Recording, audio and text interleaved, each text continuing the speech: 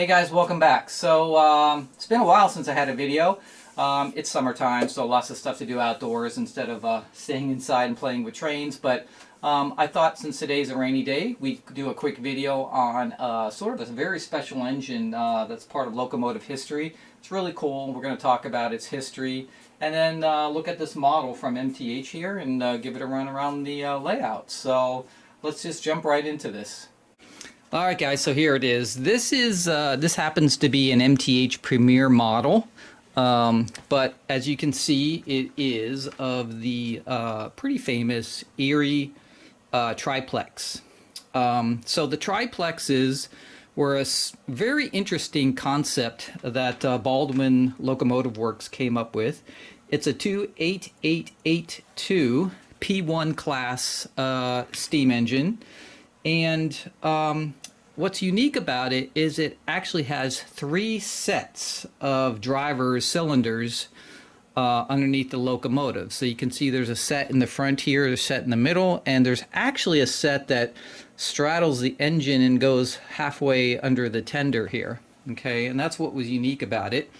And Baldwin built these for Erie as a way for them to haul very heavy loads over steep inclines, something that required a lot of tractive force, and they were only meant to go low speeds over short distances. And according to Baldwin, they could go up to 10 miles per hour, and they'd be able to pull 650 cars. And so this is what Erie was after, because they wanted to pull these long, like sort of coal drags over some of their stiff grades that they had along their main line in south central New York. So the Gulf Summit, Susquehanna Hill were pretty steep grades in their main line there. And they were trying to pull these long coal loads, which they wanted to do. And so Baldwin came up with this design for Erie. And it's sort of a Mallet type and saddle tank combined into an articulated design. But the main thing was that they had these 3 sets of drivers, and it basically generated an incredible amount of tractive force. So these were built for Erie, first one delivered in 1914, so they had 3 of them on the Erie Railroad, 1914 and 1916. And then Baldwin actually built one for the Virginian too in 1916. That one they actually relabeled as a Class XA for experimental, and it was a little bit different than this one in that it had it was a 28884 design. So the trailing truck had 4 wheels on it, and it was only one that was built for the Virginian. But we'll talk about its problems that it had, and eventually the Virginian scrapped it in 1920. So if you think about it, it was only 4 years, which is a very short time for a steam locomotive, and they converted it to actually a 2880 and a 282. So it no longer exists, the one they built for the Virginian. But let's talk about, like, how the triplex actually works. Okay, so the way the triplex sort of works is, again, you have these 3 sets of cylinders here on the engine.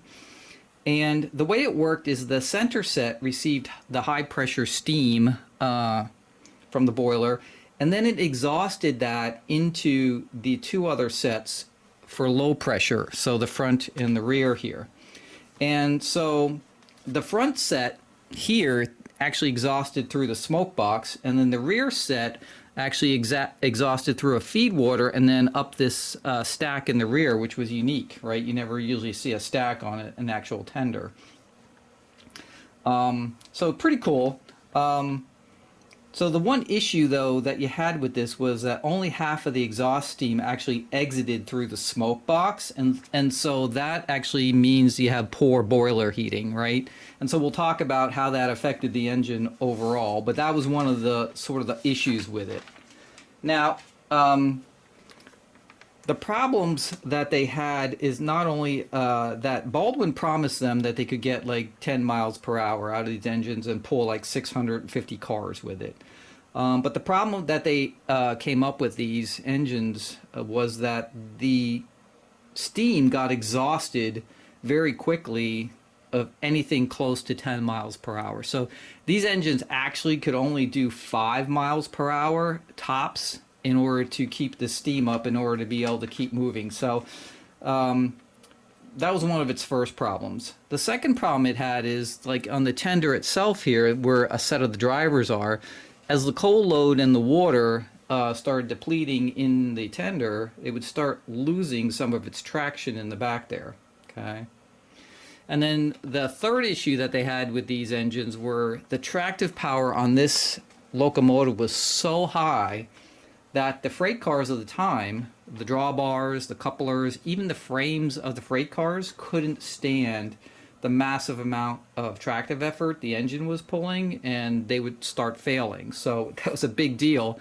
Now, of course, they could have redone all that stuff and upgraded it, but you're talking about a massive amount of infrastructure changes there, right, for redoing all their freight cars, right, for a single engine. But it was an incredible engine as far as tractive effort goes.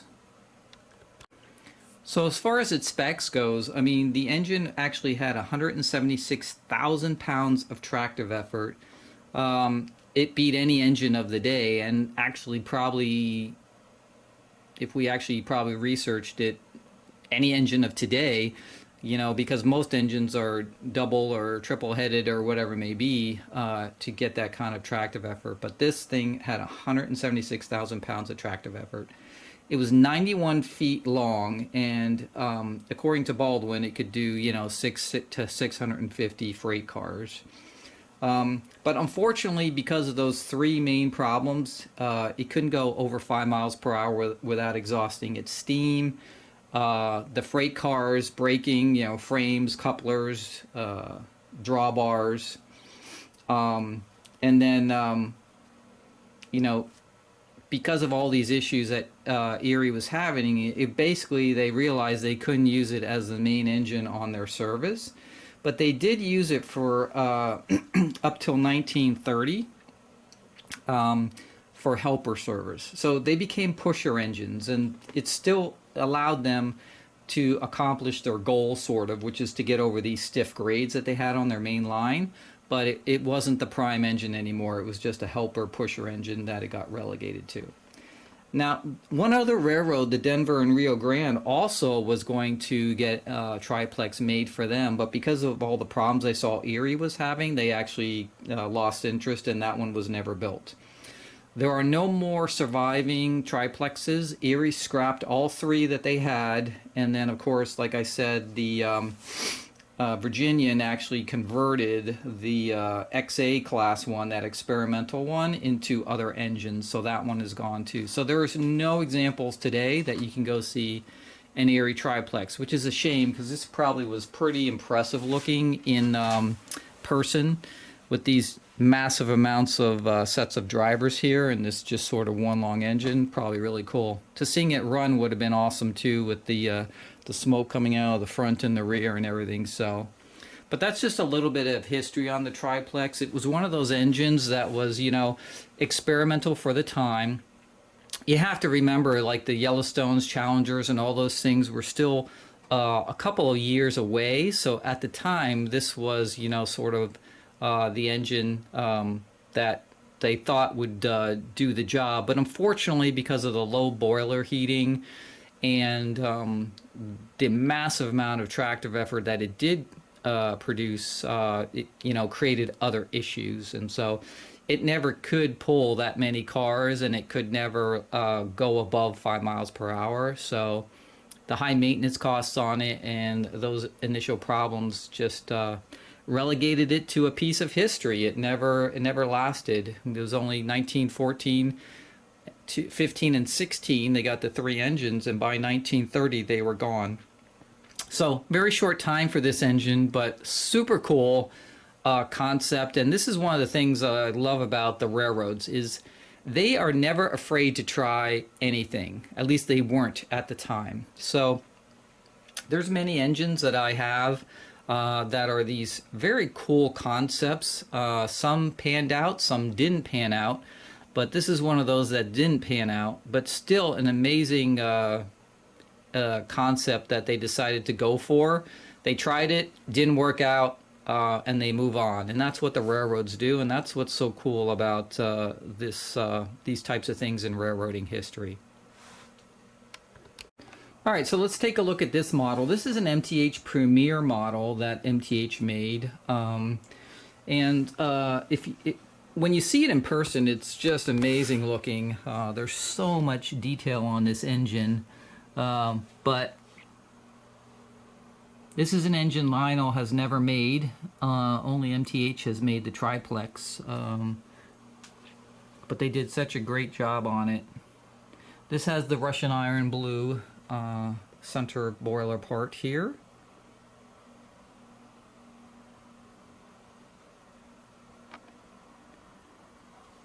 And there you can see the front set of drivers.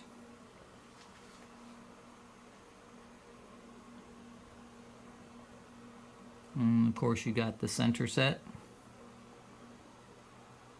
This happens to be 5016, which would have been the... Now these were all renumbered in the later years, 5014, 5015, and 5016, so this would have been the last one delivered in 1916 to Erie. It's got some great detail inside the cab here too. Now this is impossible to get apart here, and it's really hard to see in the camera, but it's got some great cab detail. And then there's the last set of drivers that are, of course, very famous underneath the tender itself. And then the trailing truck is actually underneath the tender too. And again, some amazing detail on these.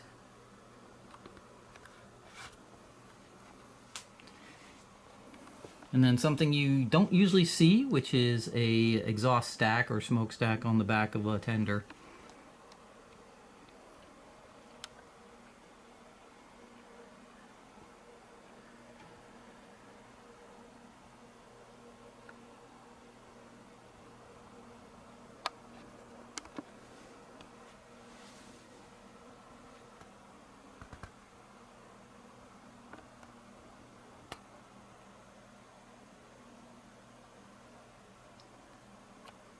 See, leaf springs there and everything.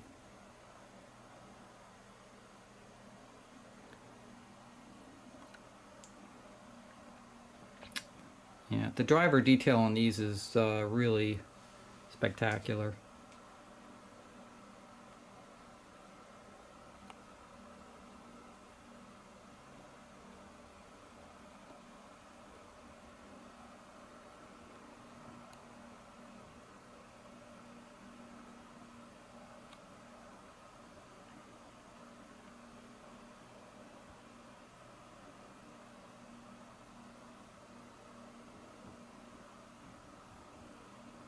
Now this is an earlier version of the triplex, so it has smoke in the main smokestack, and of course in the rear on the tender. It does not have whistle steam on this particular one. I think the last model that MTH, or last run I should say, that they did have whistle steam on it. It has everything else, so opening hatches and all that kind of stuff. So, but still, I found it pretty hard to find one of these actually. I'm not sure how many MTH made over the years, but they seem to be a little tougher to find. But yeah, that's it. So let's fire her up and just see what she sounds and looks like.